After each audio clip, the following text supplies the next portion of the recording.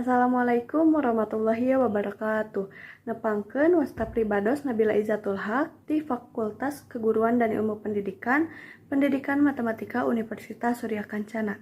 Di dieu abdi bade ngadugikeun carita literasi anu judulna Monster dan Biskuit Ajaib, karangan sareng ilustrator Tria Dwi, penerbitna Let's Read. Mangga urang kupingkeun kusadayana carita Monster dan Biskuit Ajaib. Isuk-isuk, sabot Rara Jongjon maca buku kamumetna, guar, biskuit ajaib nu aya di ieu leuweung rek dibeakeun ku kaula. Saha eta nu ngaliwatan pantok kamar Rara bari ngadahar biskuit ka resep Rara. Rara kudu nyokot biskuit tina leungeun monster. Ku kituna, Rara kudu asup kana leuweung fantasi. Kamana monster teh inditna? Rara lempang ka palebah rawa. Jleng, jleng, jleng. Ulah tepi ka Rara tikebrus kana rawa. Di hadapeunana, sakadang monster keur naik kana pasir pompong anu dikulibeng ku danau lava.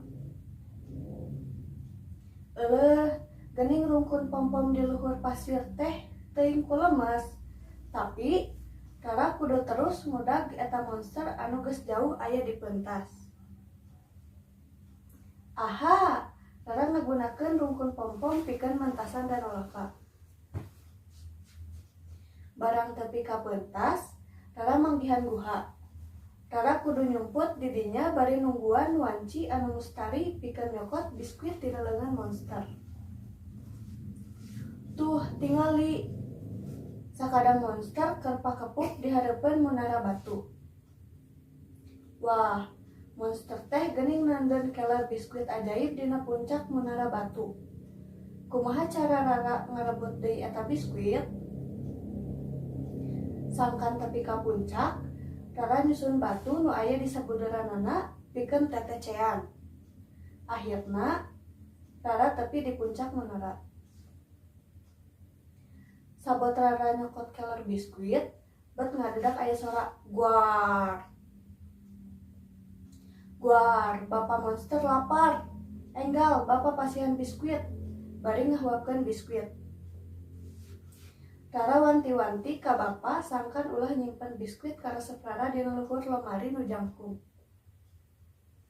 Ulah seueur teuing mam biskuit sateu acan sasarap.